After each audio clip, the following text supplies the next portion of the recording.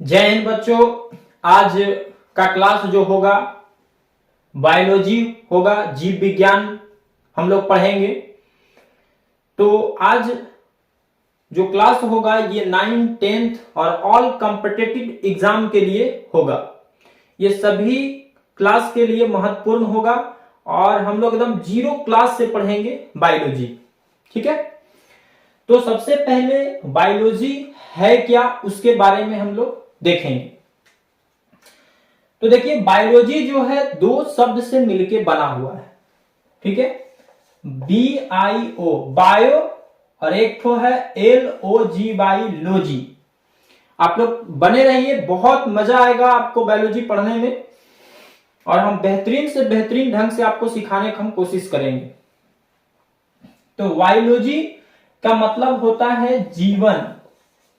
क्या होता है? जीवन।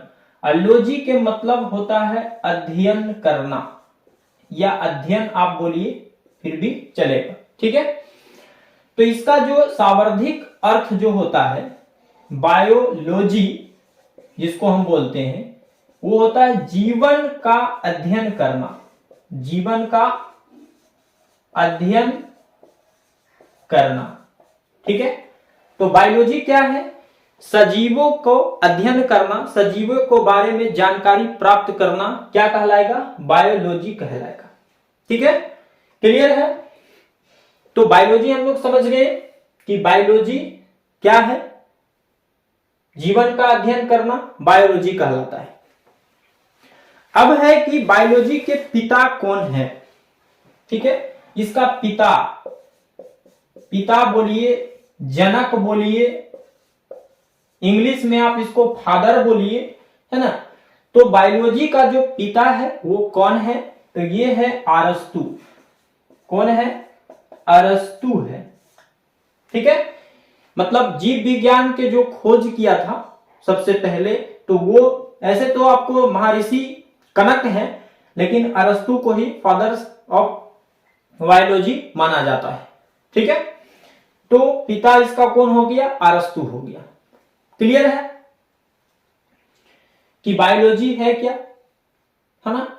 तो सजीवों का अध्ययन करना क्या कहलाता है? जीव विज्ञान कहलाता है। जीव विज्ञान के पिता कौन है? तो अरस्तु है। अब हम लोग आगे बढ़ेंगे। देखिए अब क्या किया है कि जीव विज्ञान को दो भाग में बांट दिया है। दो भाग में बांट दिया है। ये देखिए जीव विज्ञान है और इसको क्या किया है?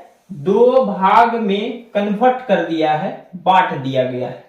ठीक है, पहला है जूलॉजी। जूलॉजी, ठीक है, जू माने चिड़ियाघर और लॉजी माने अध्ययन। ठीक है, और दूसरा है बोटनी। बोटनी है, बोटनी। ठीक है, तो पहला है आपका जूलॉजी और दूसरा है बोटनी। तो जूलॉजी में जो होता है बाबू, ये होता है जंतुओं का अध्ययन। इसमें होता है जंतुओं का अध्ययन होता है, अध्ययन। ठीक है, आपको आगे जो है बहुत मजा आएगा। थोड़ा सा आप बायोलॉजी को इंटरेस्टिंग से पढ़िए, आपको बहुत मजा आएगा और हम बेहतरीन ढंग से आपको सिखाने की कोशिश करेंगे। जूलॉजी हो गया। तो जूलॉजी जो है, अगर आपसे क्वेश्चन करेगा कि जूलॉजी में किसका अध्ययन होता है, तो जंतुओं का अध्ययन होता है। ठीक है, और बोटनी में किसका अध्ययन होता है? तो पौधों का। ठीक है, पेड़ पौधों का अध्ययन होता है। पेड़ पौधों का अध्ययन होता है। अब सवाल उठता है कि भाई जूलॉजी तो ठीक है हम जान गए, इसका अध्ययन, इसमें किस चीज के बारे में हम पढ़ेंगे? तो जंतुओं का अध्ययन पढ़ेंगे। ठीक है, और बोटनी भी जान गए कि पौधों का अध्ययन इसमें होगा। लेकिन इसका पिता कौन है भाई?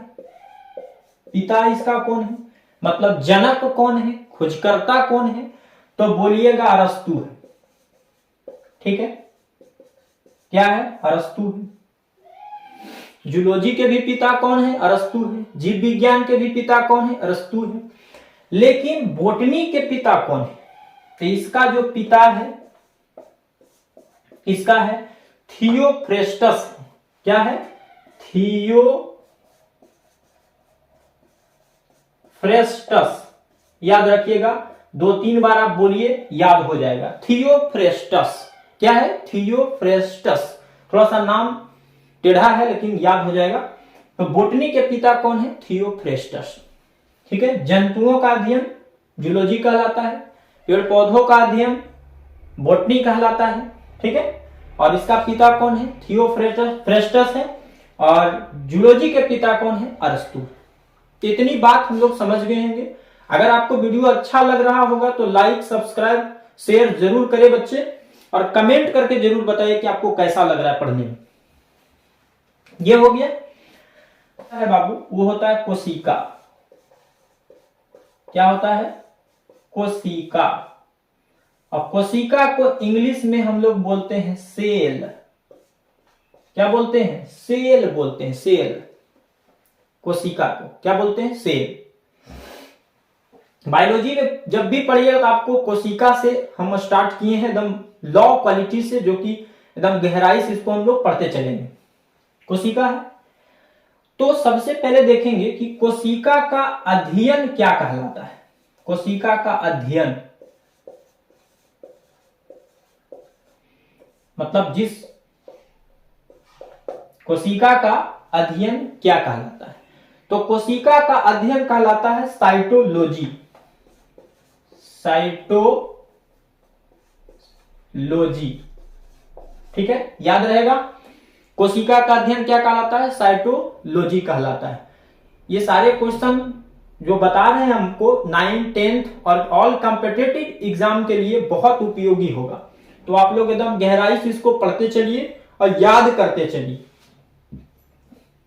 कोशिका का अध्ययन क्या कहलाएगा? साइटोलॉजी कहलाएगा। ठीक है।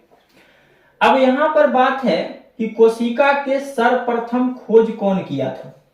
सर्वप्रथम खोज, ठीक है, ये कोशिका है। और कोशिका को जो खोज किया था वो कौन है? और खोज जो किया था वो मृत कोशिका खोज किया है। ठीक है, मृत कोशिका, यहां लिख देते हैं हम मृत। मृत मतलब मरा हुआ, मरा हुआ। ठीक है। तो सर्वप्रथम मृत कोशिका के खोज किसने किया था? तो वो किए थे रॉबर्ट हुक। रॉबर्ट हुक, ठीक है, रॉबर्ट हुक किए थे। कितना ईस्वी में? तो 1665 ईस्वी में। कितना ईस्वी में? 1665 ईस्वी में किए थे। ठीक है, यहां तक सबका क्लियर है। तो हम लोग सीखें कि कोशिका का अध्ययन साइटोलॉजी, सर्वप्रथम खोज जो किया गया था मृत कोशिका के खोज किया गया था। किसने किया था भाई? तो रॉबर्ट हुक किया था। कितना ईस्वी में? 1665 ईस्वी में। तो कहानी यहां पर बनता है कि सर्वप्रथम जब खोज हुआ कोशिका का तो पूरा विख्यात हो गया भाई कि कोशिका कोशिका। तो कोशिका के खोज कौन किया? तो रॉबर्ट हुक 1665 ईस्वी में। तो दिमाग में सबको चलने लगा भाई कोशिका क्या है, कोशिका क्या है ना। तो एक आदमी उधर से दौड़ा लाया, है ना, और उनका नाम था, क्या था? Antonie Leeuwenhoek. लिखते हैं हम Antonie van Leeuwenhoek. Leeuwenhoek, ठीक है। चर्चा होने लगा कि कोशिका क्या है, कोशिका क्या है भाई, है ना। तो एंटोनी वॉन लुईवेन हॉक था, उसने आया और बोला रॉबर्ट हुक से कि भाई आपने क्या खोज किया? तो बोला ने कि हम मृत कोशिका की खोज कर दिए, मरा हुआ कोशिका को हमने पता लगाया। कल कैसा बात है, हम भी पता लगाएंगे, दिखाइए जरा क्या है बात।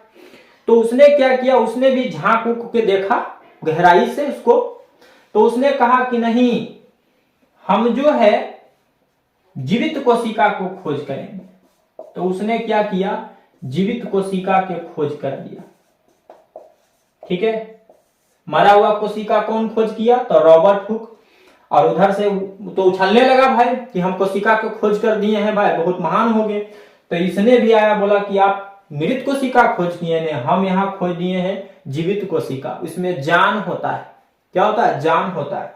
और ये जो खोज किए थे वो आपको खोज किए थे 1674 ईस्वी में खोज किए। 1674 ईस्वी में इसको खोज कर दिया था। ये किया था 1665 में, 1674 ईस्वी, मतलब 1 साल के अंतराल में लगभग कर दिया। तो ऐसे बन के ये वैज्ञानिक भी बन गए। ठीक है, अगला आया तीसरा व्यक्ति। पहला तो आपको रॉबर्ट हुक आया, मृत कोशिका का खोज किया। दूसरा का आया एंटोनी वॉन लुईवन हॉक, वो कर दिया जीवित कोशिका का खोज। अब तीसरा का आया, ना, उसने भी बोला कि अरे तुम दोनों उछल रहा है, क्या बात है? तो बोला कि नहीं जानते हो, हम तो यहाँ खोज किए हैं मरल कोशिका के। ये बोला कि मरल के किया, हम जीवित कोशिका खोज किए हैं। बोला ऐसा बात है? कल के अच्छा दिखाओ जरी, हम भी देखते हैं। तो उसने कोशिका में झांका, ऐसे कर करके झांक उक के देखा तो उसको कुछ छेदा दिखाई दिया बीच में। तो बोला नहीं जानते हैं, कोशिका के अंदर केंद्रक होता है। बोला कि तुम लोग को पता है, तुम लोग को पता है कि इसमें कौन सी है? बोला ना आप कुछ नहीं, हम जानते हैं। करके हम जानते हैं, कर बीचे में वो छेदा है, उसको हम क्या बोलते हैं? केंद्रक बोलते हैं। तो कोशिका के अंदर क्या होता है? केंद्रक होता है, केंद्रक। इस बात को कौन कहा? तो रॉबर्ट ब्राउन बोल दिया, है ना। रॉबर्ट ब्राउन नामक आदमी कहा। बोला कि तुम लोग बहुत उछल रहे हो भाई, हमरो भी दिखाओ। तो उसने देखा ने, तो कोशिका में वो छेदा दिखाई पड़ा बीचे में। तो उसको बोला कि कोशिका के अंदर जो है क्या पाया जाता है? केंद्रक पाया जाता है। और यह बात जो है 1881 ईस्वी में क्या किया? बता दिया।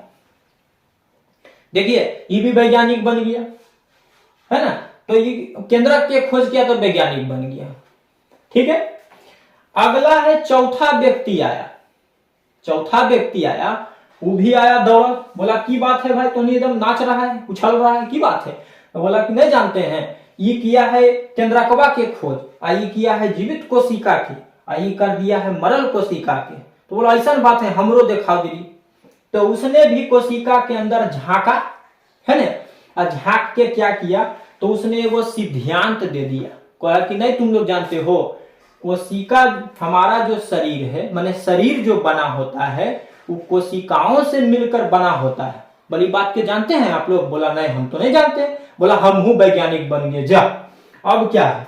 तो उसने भी कहा कि शरीर कोशिकाओं से मिलकर बना है, कोशिकाओं से मिलकर बना है, तो ये बतिया कौन बोला? तो इसका नाम है स्लाइडेन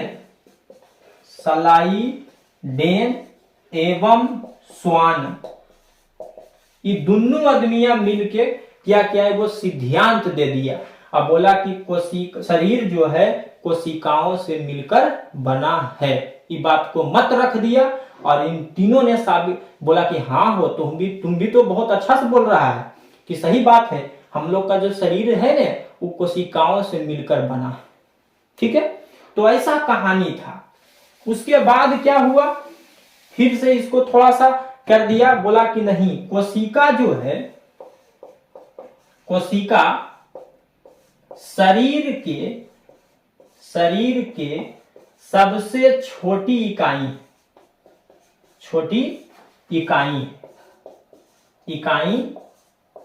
है, ऐसा इसने कह दिया, मैंने सिद्धांत दिया। तो आपसे सवाल करेगा बाबू कि कोशिका शरीर के सबसे छोटी इकाई है, इस मत को किसने रखा था? तो आपको बोलना है स्लाइडेन एवं स्वान रखा था। ठीक है, या बोलेगा कि हमारा शरीर कोशिकाओं से मिलकर बना है, इस बात को कौन कहा था? तो स्लाइडेन एवं स्वान बोला था। ठीक है, क्लियर है यहां तक सबको? तो क्लास अगर मजा आ रहा होगा बाबू तो आप लोग लाइक और कमेंट जरूर करके हमको बताइएगा। लाइक, सब्सक्राइब और शेयर जरूर करिएगा। ठीक है, और इससे भी बेहतरीन हम आपको एकदम टिप्स बताएंगे बायोलॉजी में, जो कि आपको बहुत आनंद आएगा पढ़ने में। ठीक है, तो कोशिका के बारे में पढ़ लिए, यहां तक हम लोग सीखे। अब बात है बाबू थोड़ा सा आगे हम लोग बढ़ेंगे ठीक है, आगे बढ़ेंगे कि क्वेश्चन पूछेगा कि सबसे छोटी कोशिका, सबसे छोटी कोशिका,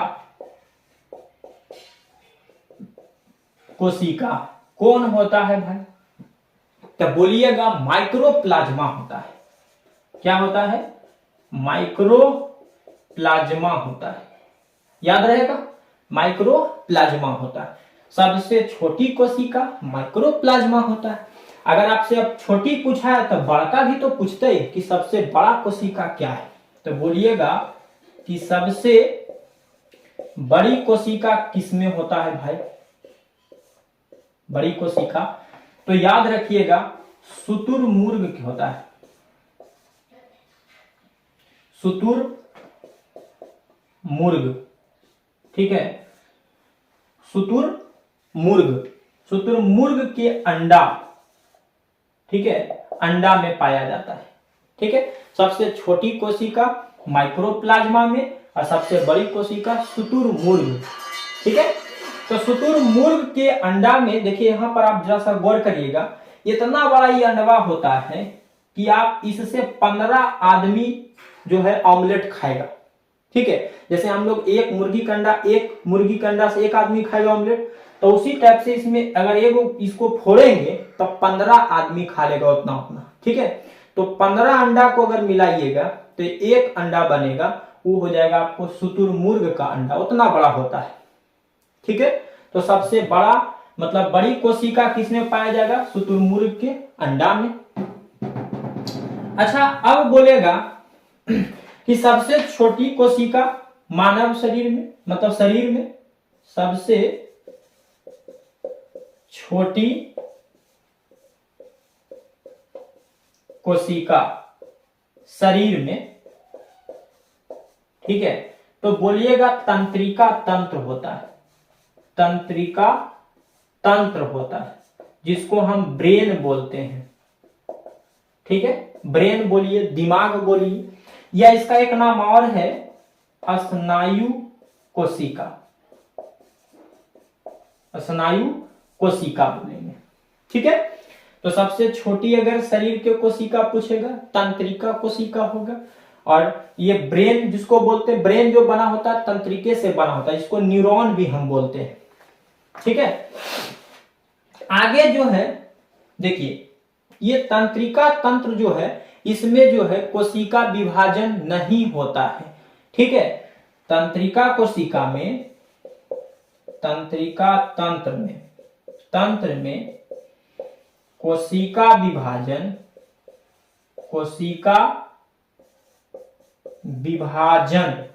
नहीं होता है। नहीं होता है। क्यों नहीं होता है बाबू, जरा सा समझिए। भगवान सब अंग बढ़िया बनाया है, लेकिन ये वाला जो आपको ब्रेन जो बनाया है, तंत्रिका तंत्र जो बनाया है, और इसको बहुत सेफ्टी से बनाया है। देखिए, इसको एकदम इतना दिमाग दे दिया है स्ट्रॉन्ग, और आपको उसको अंदर में होता है वो तंत्रिका तंत्र। तो इसलिए इसमें कोशिका विभाजन नहीं होता है कि ये वाला ब्रेन जो है किसी को दूसरे में अटैच नहीं कर सकते हैं, नहीं लगा सकते हैं। अगर ऐसा होने लगेगा बाबू, तो आप क्या करिएगा, हमारा दिमाग अगर तुम में हम लगा देंगे तो हमारा वाला जितना भी लक्षण है सब तुमरा में चलावेगा। अब हमारा घर आवेगा, हमारा मम्मी बोलेगा तुम, अपना माँ समझेगा, सबको बहन समझेगा कि तू है ना, पत्नी को भी पत्नी बोलेगा, तो मारे लाते जूता में खाइएगा। तो इसीलिए जो है ये दिमाग जो है किसी में नहीं लगाया जाता है। ठीक है, वो हर लक्षण हमारा वाला तुम में आ जाएगा। ठीक है, तो ये दिमाग जो है नहीं लगाया जाता है, और इसमें कोई विभाजन, कोशिका विभाजन नहीं होता है। ठीक है, अच्छा, तो शरीर में जो है यहाँ पर कोशिका विभाजन तो नहीं होता, जान गए, लेकिन शरीर में कौन सा अंग है जिसमें कोशिका विभाजन तेजी से होता है? बहुत तेजी से, स्पीड में होता है। ठीक है, तो उसको भी हम लोग जान जाएंगे जरा सा। ठीक है, तो लिखेंगे सबसे तेजी कोशिका विभाजन किसमें होता है? तो पढ़िएगा आप लोग लीवर। क्या पढ़िएगा? लीवर, या यकृत इसको बोलते हैं। ठीक है, या जिगर भी बोलते हैं। ठीक है, तो ये चीज याद रखिएगा। सबसे मतलब कि तेजी से कोशिका विभाजन तो लीवर में होगा। ये जो क्या करता है, अगर ये क्षति भी हो जाए, क्षति के मतलब उसमें चोट आ जाए या काट दिया जाए, तो इसमें इतना पावर है कि ये खुद अपने आप को इसको ठीक कर सकता है। ठीक है, क्योंकि इसमें कोशिका विभाजन ऐसा काम नहीं होता। भी बताएं कि अगर ब्रेन में ऐसा होने लगेगा तो दूसरा भी ब्रेन लगा दिया जाएगा, है ना।